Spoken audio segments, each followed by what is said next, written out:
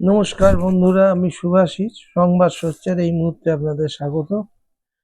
আজকে দীর্ঘদিন পর, প্রায় কয়েক মাস পর বলা যায়, আমি এই ভিডিও লাইভটি করছি। আমি সচরাচর ভিডিওতে খুব একটা সচ্ছল নই, স্বাভাবিক নই। তো আমার একটু মানে অন ক্যামেরা আমার একটু অসুবিধা হয় কথা বলতে, যা অনেক সময় লেখার মধ্যে দিয়ে আমার ফুটে ওঠে, কিন্তু ক্যামেরায় আমি অনেকটাই অসচ্ছল বোধ করি। তো আজকে বাধ্য হয়ে এই ভিডিওটা করছি, কারণ আপনারা জানেন গত 20শে জানুয়ারি কলকাতা শিয়ালদা আদালতে অভয়াকাণ্ডের যে রায় ঘোষণা হয়েছে, সেই রায়ের পরিপ্রেক্ষিতে বিভিন্ন মিডিয়াতে এবং বিভিন্ন সোশ্যাল মিডিয়ার কি বলবো, যে সমস্ত ওয়েব পোর্টাল চ্যানেলগুলো আছে তাতে নানান রকম বিশ্লেষণ শুনছি, এবং সেই বিশ্লেষণ শুনে আমার মনে হয়েছে যে সংবাদ সোচ্চারের পক্ষ থেকে আমাদের বক্তব্য রাখাটা, অন্তত আমাদের যারা অনুষ্ঠান, যারা ফলোয়ার, যারা দেখেন, তাদের জন্য এটা করা জরুরি। প্রথম বক্তব্য যেটা আমার, সেটা হচ্ছে, আমরা জানেন যে 9ই আগস্ট যখন এই ঘটনা ঘটে, সেদিন সকালবেলা কিন্তু খবর পেয়েই আমি আমার বাড়ি থেকে প্রায় 1 কিলোমিটারের দূরত্বে আরজিকর হসপিটালে ছুটে যাই।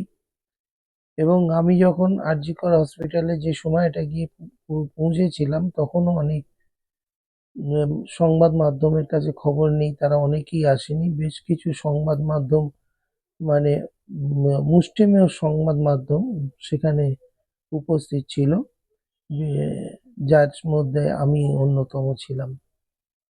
তো সেই সময় প্রথম যে ডাক্তারদের যে রেসিডেন্সিয়াল ডাক্তারস অ্যাসোসিয়েশন, যে যে সংগঠন আরজি করের, তারা প্রথম যে বিবৃতি দেয় সংবাদ মাধ্যমের কাছে, সেই বিবৃতির আমার কাছে সেই ইউটিউবে এখনো যদি আপনারা সার্চ করেন, সেই সময়কার ডাক্তারদের বক্তব্য, পিজিটি যে সমস্ত ডাক্তাররা যারা সেই সময় ছিলেন, তারা তাদের বক্তব্য আমার সেই ইউটিউবে এখনো আছে। যদি আমার সংবাদ সোচ্চার চ্যানেলটি সার্চ করেন, আপনারা সেটা পেয়ে যাবেন।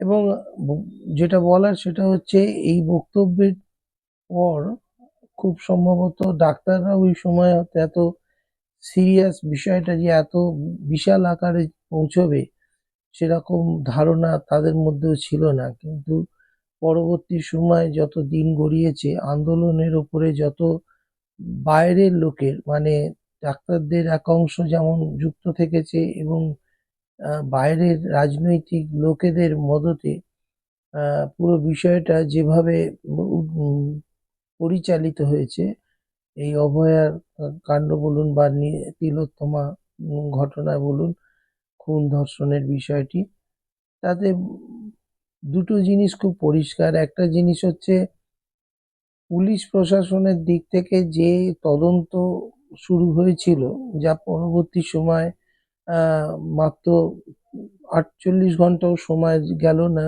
সেই পুলিশের হাত থেকে তদন্ত চলে গেল সিবিআইয়ের হাতে। এবং এই সিবিআইয়ের হাতে তদন্ত চলে যাওয়ার ফলে যেটা হলো, যে রাজ্য সরকার সম্পূর্ণ দায়মুক্ত হয়ে গেল, এবং যা কিছু ভালো মন্দ সিবিআই করবে, এবং তারা যারা সেদিনকে কোর্টে গিয়ে সিবিআই তদন্তের দাবি জানিয়েছিলেন, আজকে সঞ্জয় রায়ের যাবজ্জীবন কারাদণ্ড শোনার পর কিন্তু তারা চুপ করে আছেন একরকম। তারা কিন্তু সেই দায় নিচ্ছেন না, যেখানে সঞ্জয় রায় একমাত্র দোষী সাব্যস্ত কিভাবে হতে পারে, কেন আরো তার সাথে আরো যারা যুক্ত ছিলেন, বা যারা প্রভাব খাটিয়েছিলেন, বা যারা তথ্য প্রমাণ লোপাট করেছেন, এসব বিভিন্ন অভিযোগে অভিযুক্ত, তাদের কেন সাজা হলো না, বা তাদের বিরুদ্ধে এখনো কেন সিবিআই চার্জশিট দিতে পারলো না, সেই সব বিষয় নিয়ে তারা কিন্তু খুব একটা মুখ এখন খুলছেন না। এবং সবচেয়ে আশ্চর্য লাগছে, যেটা বলার জন্যই আজকে আসা, সেটা হচ্ছে, আমি মূলত এই পুরো বিষয়টার জন্য অভয়াকাণ্ডের পুরো ঘটনার যে আজকে যে বিপদগামী হয়েছে, যে সম্পূর্ণ আন্দোলন থেকে শুরু করে সবকিছু আজকে যে বিপদগামী হয়েছে, তার মূল যদি দায়ী কারোকে করা যায় সেটা হচ্ছে অভয়ার পরিবার, অভয়ের মা বাবা। আমার তো মনে হয়েছে যে যে মর্মান্তিক কাণ্ড ঘটেছে একটি মেয়ের সাথে, তার মা বাবা হিসেবে যে ভূমিকা পালন করা উচিত ছিল সেই ক্ষেত্রে কিন্তু তারা সেই ভূমিকা পালন করেননি। ফলে তাদের মেয়ের সুবিচার পাওয়ার ক্ষেত্রে কিন্তু আজকে বিশাল একটা প্রশ্নচিহ্ন দেখা দিয়েছে, যেখানে বহু মানুষকে বলতেও শোনা যাচ্ছে অভয় মা বাবার জন্যই আজকে পুরো আন্দোলনটা বিপদগামী হয়েছে, এবং পুরো বিচার ব্যবস্থাতেও আহ, আজকে বিচার ব্যবস্থাতেও বিপদগামী হয়েছে। তার কারণ আপনারা জানেন যে যখন কোনো তদন্তকারী সংস্থা তদন্ত করে, তখন সেই তদন্তে যিনি আইও থাকেন, মানে ইনভেস্টিগেশন অফিসার, তাকে অপরিসীম ক্ষমতা দেওয়া থাকে। তিনি সম্পূর্ণ নিরপেক্ষভাবে তদন্ত করবেন এবং সমস্ত সার্কামস্টেন্স এভিডেন্স যা যা আছে সমস্ত কিছু খতিয়ে দেখবেন, এবং সেই দেখার পর তিনি তার চার্জশিট পেশ করবেন। এক্ষেত্রে আমাদের দৈনন্দিন অভিজ্ঞতা, যেহেতু আমরা বিভিন্ন সময় বিভিন্ন মানুষের অভিযোগ নিয়ে থানায় যাই, বিভিন্ন সময় আমাদের বিভিন্ন কেস নিয়ে আমাদের কোর্টে যেতে হয়, কোর্টে আইনি সাহায্য করার বিষয় থাকে। তো আমরা দেখেছি বহু ক্ষেত্রে মানে শতকরার ৮০-৮৫% ক্ষেত্রেই বিভিন্ন ঘটনায় যদি আপনি একটু ক্ষমতাসীন না হন, বা আপনার ফ্যামিলি ব্যাকগ্রাউন্ড যদি একটু ভালো মানে উচ্চ না হয়, সমাজে উচ্চ শ্রেণীর না হয়, তাহলে আপনাকে পুলিশ কিভাবে ট্রিট করবে সেটা খুব মানে বলার কোনো অপেক্ষা রাখে না। বিভিন্ন সময় থানায় গেলেই দেখা যায় যে পুলিশের কিরকম ব্যবহার মানুষের সাথে। তো সেই কারণে সাধারণ মানুষ হিসেবে পুলিশের কাছ থেকে বা যে কোনো তদন্তকারী এজেন্সির কাছ থেকে খুব একটা বা নিরপেক্ষ তদন্ত বা নিরপেক্ষ কোনো ব্যবহার পাওয়ার আশা করাটা খুব একটা সুচিন্তিত কাজ নয়। তো এই ক্ষেত্রে কিন্তু ওই যে অভয়াকাণ্ডের যে নির্যাতিতার বাবা মা, তারা যে ভেবে নিয়েছিলেন যে সিবিআই মানেই একটা বিশাল কিছু ব্যাপার হবে এবং সিবিআই মানেই একদম এক সুবিচার হবে, এরম ভাবাটাই খুব অন্যায় হয়েছে। তার কারণ সিবিআইকেও কোনো একটি নির্দিষ্ট আহ, দপ্তরের আন্ডারে থাকতে হয়, যেমনটা এখানে সিবিআই সম্পূর্ণভাবে স্বরাষ্ট্র কেন্দ্রীয় স্বরাষ্ট্রমন্ত্রীর আন্ডারে।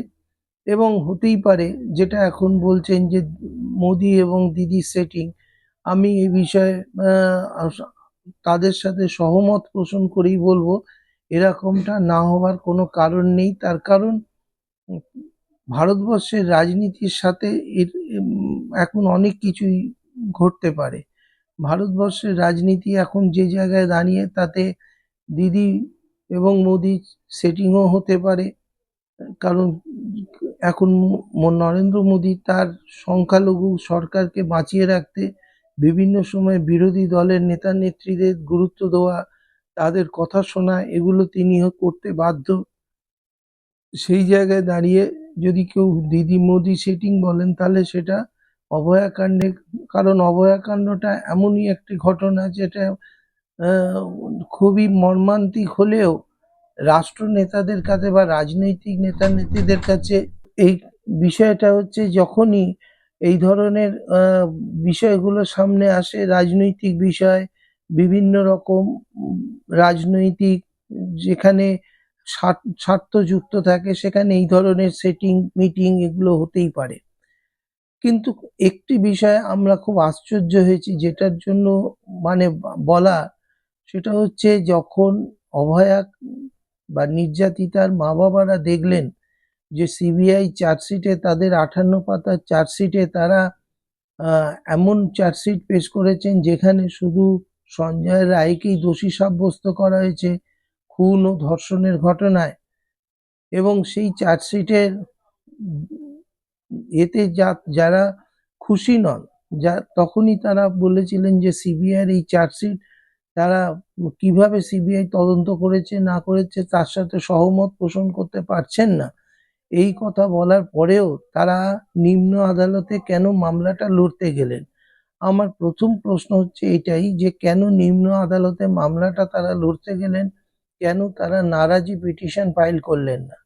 যদি এই মামলার অত্যন্ত গুরুত্বপূর্ণ এই মামলা যদি নারাজি পিটিশন ফাইল করতেন, যে পিটিশনার এবং কমপ্লেনেন্ট যদি নারাজি পিটিশন ফাইল করতেন তাহলে এই মামলাটাই হতো না, এবং মামলাটা যদি থমকে যেত, মামলাটা যদি বন্ধ হয়ে যেত, মামলার প্রক্রিয়া যদি বন্ধ হয়ে যেত, তাহলেই কিন্তু একটা বিশাল ঝড় উঠত, এবং আজকে যে আন্দোলন, যে পশ্চিমবাংলার মানুষ দেখেছে যে সেই রাত জাগার আন্দোলন, রাত দখলের আন্দোলন, সেই ধরনের আন্দোলন কিন্তু আরো তীব্রতর হতো এবং মানুষ আরো বেশি করে সমবেদনা নিয়ে সহানুভূতির সাথে কিন্তু এই নির্যাতিতা পরিবারের পাশে দাঁড়াতে পারত, কারণ সেখানে তারা বলতেই পারত যে রাষ্ট্র সম্পূর্ণভাবে আজকে এই ঘটনাটাকে ধামাচাপা দেওয়ার চেষ্টা করছে তার রাজনৈতিক স্বার্থে।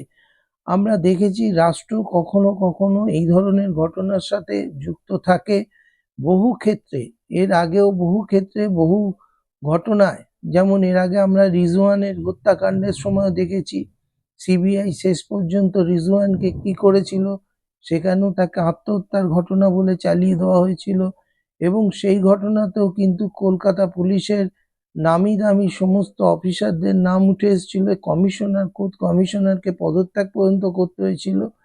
তো এই রকম ক্ষেত্রেও যে সেরকম কোনো সম্ভাবনা ছিল না সেটা নয়।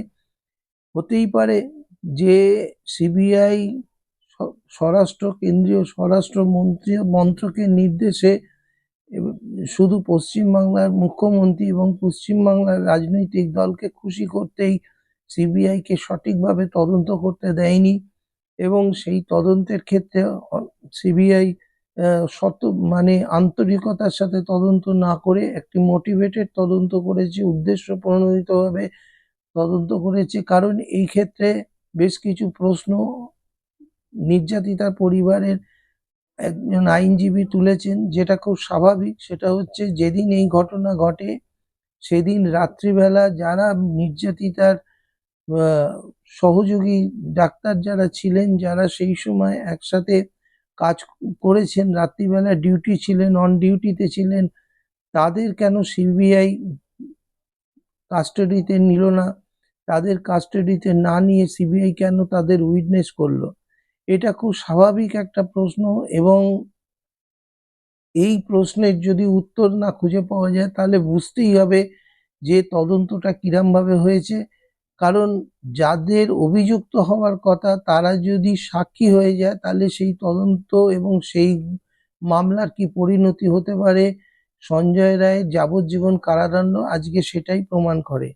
তবুও মন্দের ভালো যেটা বলবো যে মাননীয় বিচারপতি যিনি নিম্ন আদালতে এই কেসকে যাবজ্জীবন দিয়েছেন, তিনি অন্তত একটা কাজ করেছেন, সেটা হচ্ছে যদি আবার কখনো উচ্চ আদালতে এই মামলার বিরুদ্ধে, এই রায়ের বিরুদ্ধে গিয়ে যদি নির্যাতিতার পরিবার যদি রি-ইনভেস্টিগেশন, কথাটা ভালো করে শুনে রাখুন, যদি রি-ইনভেস্টিগেশনের দাবি তোলেন এবং সেই দাবি যদি পূর্ণতা পায়, সেই দাবি যদি মান্যতা পায়, তাহলে হয়তো আগামী দিনে আরো নতুন করে তদন্ত হবে এবং সেই তদন্তের ক্ষেত্রে হয়তো বেশ কিছু ঘটনা আবার সামনে আসতে পারে, এবং হয়তো যদি সেই তদন্ত হয়, আমি হয়তো বলছি এই কারণে, কারণ এই মুহূর্তে নিম্ন আদালতের রায় প্রকাশিত হয়ে গেছে এবং উচ্চ আদালতে অবশ্যই যাবেন। অলরেডি রাজ্য সরকার উচ্চ আদালতে সঞ্জয় রায়ের ফাঁসির আবেদন চেয়ে সেখানে ফাঁসির আবেদন করেছেন, এবং এই যে ফাঁসি, এই দোষী সঞ্জয় রায়কে দোষী সাব্যস্ত করার পর তার এই ফাঁসি চাওয়া, এবং সেই ফাঁসির ক্ষেত্রে যদি সত্যি সত্যি উচ্চ ন্যায়ালয় যদি তাকে ফাঁসিতে সাব্যস্ত করে, তাহলে আর কিন্তু কোনো পথ থাকবে না যে পরবর্তী এর সাথে যুক্ত যে সমস্ত ব্যক্তিত্ব যারা ছিলেন তাদেরকে খুঁজে বার করার কিন্তু আর কোনো পথ থাকবে না। তাই সঞ্জয় রায়ের এই মুহূর্তে বেঁচে থাকাটাই জরুরি, এবং সেই জরুরি এই কারণে যে সে যদি সাজাপ্রাপ্ত হয়ে যায়, সে যদি ফাঁসিতে লটকে যায় এবং সেখানে যদি তার মৃত্যু মানে সে যদি নাই থাকে পৃথিবীতে, তাহলে আগামী দিনে অভয়াকাণ্ডের বাকিদের কিন্তু আর খুঁজে পাওয়া যাবে না, তারা সম্পূর্ণ হাওয়ায় বিলীন হয়ে যাবেন। তো সেই কারণেই কিন্তু এইটা বলার যে আজকে যাবজ্জীবন কারাদণ্ড হয়েছে ঠিকই, কিন্তু সেই যাবজ্জীবন কারাদণ্ডের এটা একটা আশীর্বাদ বলবো। এই আশীর্বাদ এই কারণেই, যদি এখনো পর্যন্ত যে নির্যাতিতার পরিবার যদি ভুল না করেন, তারা যদি উচ্চ ন্যায়ালয়ে গিয়ে যদি এই রায়ের বিরুদ্ধে যদি আপিল করেন এবং নতুন করে ইনভেস্টিগেশনের দাবি করেন, এবং সেই ইনভেস্টিগেশন যদি সরাসরি সুপ্রিম কোর্টের মনিটরিংয়ে সিবিআই করে, এবং নির্দিষ্ট সময়ের মধ্যে যদি সেই ইনভেস্টিগেশনের আবার নতুন করে চার্জশিট ফ্রেম করার কথা বলা হয়, তাহলেই একমাত্র প্রকৃত অপরাধীদের হয়তো খুঁজে পাওয়া যাবে। এবং সেক্ষেত্রে যে সমস্ত ঘাটতিগুলো ছিল, যেগুলো নিম্ন আদালতের কাছে সিবিআই চেপে গেছিল, এবং এই যে সমস্ত ডাক্তার, সবচেয়ে বড় কথা যে ওই ঘটনার দিন, ধর্ষণ এবং খুনের ঘটনার দিন, সেই দিন যে সমস্ত ডাক্তাররা অন ডিউটি ছিল, কেন তাদের একজনকেও সিবিআই কাস্টডিতে নিল না, এবং কেন তাদেরকে জিজ্ঞাসাবাদ করলো না, সেই প্রশ্নেই কিন্তু রিইনভেস্টিগেশনের অত্যন্ত প্রয়োজন আছে। এবং যে ডাক্তাররা প্রথম দিন প্রেস কনফারেন্স করেছিলেন, সেই ভিডিও ফুটেজ জোগাড় করে কেন সেই ডাক্তারদেরকে চিহ্নিত করে তাদেরকে গ্রেপ্তার করে, রীতিমতো তাদের গ্রেপ্তার করে কেন তাদের জিজ্ঞাসাবাদ করা হচ্ছে না, আজকে এই প্রশ্নটাই কিন্তু বারবার করে উঠছে। আমরা সেই প্রশ্নেই আজকে আপনাদের সামনে এসেছি। আমরা চাই যে প্রকৃত দোষীরা সব ধরা পড়ুক, কারণ এটা ঘটনা, যেভাবে অভয়ার মৃত্যু হয়েছে, যেভাবে একটা সেফ জোনের ভিতরে একজনকে রাতের অন্ধকারে নির্মমভাবে পৈশাচিকভাবে হত্যা করে, ধর্ষণ করে হত্যা করা হয়েছে, তা কোনোভাবেই মেনে নেওয়া যায় না। এবং এর পিছনে যেটুকু যাদের সমর্থন আছে, মদত আছে, তাদেরকে উদ্ঘাটন করার অত্যন্ত প্রয়োজন, এবং কোনো মতেই যাতে তারা বেরিয়ে না যেতে পারে সেটাই দেখা উচিত। এবং পাশাপাশি এটাও বলবো, আজকের এই ঘটনার জন্য আবারও বলছি, যদি মানে এই আন্দোলন থেকে শুরু করে সবকিছু আজকে বিপথে পরিচালিত করেছে, এবং এত মিথ্যে এই ঘটনাকে ঘিরে গড়ে উঠেছে দিনের পর দিন, যার ফলে সিবিআই সুবিধে পেয়ে গেছে যেমন তেমন একটা চার্জশিট ফ্রেম করার। কারণ এত মিথ্যে, এত রটনা, এত কিছু গল্প সমস্ত মিডিয়াতে ছড়ানো হয়েছে, এবং সবচেয়ে বড় কথা, নির্যাতিতার পরিবার তারা এত বেশি মিডিয়া নির্ভর হয়ে গেছেন, এত বেশি মিডিয়ার কাছে এসে মুখ খুলেছেন, ফলে সমস্তটাই তাদের বিরুদ্ধে গেছে। আজকে সেই কারণেই কিন্তু ন্যায্য বিচার হলো না, এটা বলাই যেতে পারে।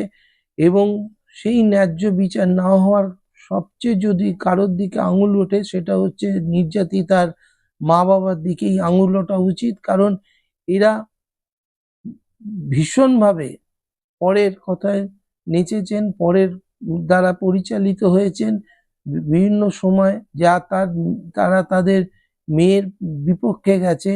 একটা জিনিস খুব পরিষ্কার, যেটা আমাদের মনে সন্দেহ দানা বাঁধছে, সেটা হচ্ছে নির্যাতিতার পরিবার যতটা না তাদের মেয়ের খুনিদের ধরার ক্ষেত্রে আন্তরিক, তার থেকেও অনেক বেশি তারা আজকে এই ফোকাসে থাকতে চাইছেন। এই মিডিয়ার ফোকাসে থাকলে প্রচুর টাকা হয়তো তারা পাচ্ছেন বিভিন্ন জায়গাতে, কারণ আমরা জানতে পারছি যে মাত্র কদিনের আন্দোলনে কোটি কোটি টাকা ডোনেশন হিসেবে এসছে, এবং সেই ডোনেশন থেকে হয়তো কিছু ভাগ তারাও পাচ্ছেন, যেখানে সরকারের দেওয়া 17 লক্ষ টাকা তারা অতি সহজেই প্রত্যাখ্যান করতে পেরেছেন। কারণ যদি কেউ 17 কোটি টাকা পেয়ে থাকেন, তাহলে 17 লক্ষ টাকার জন্য কেন তিনি সেই ইয়েকে তিনি নষ্ট করতে যাবেন। তো আমাদের সম্পূর্ণ ধারণা যে পুরো ঘটনাটার পিছনে কিন্তু নির্যাতিতার মা বাবারা সমানভাবে দায়ী। আজকে এটুকুই বললাম। সম্পূর্ণ সুযোগ ছিল যে এই ধরনের তদন্তের বিরুদ্ধে যাদের কোনো আস্থা নেই, তারা কেন কোর্টে গিয়ে মামলা লড়তে গেলেন, কেন তারা নারাজি পিটিশন ফাইল করে তারা সুপ্রিম কোর্টের কাছে দরবার করলেন না যে সিবিআই এই চার্জশিট তারা মানছেন না, তারা চান নতুন করে তদন্ত হোক এবং সেটা সম্পূর্ণ সুপ্রিম কোর্টের মনিটরিংয়ে তদন্ত হোক। কেন তারা সেটা করলেন না? নমস্কার।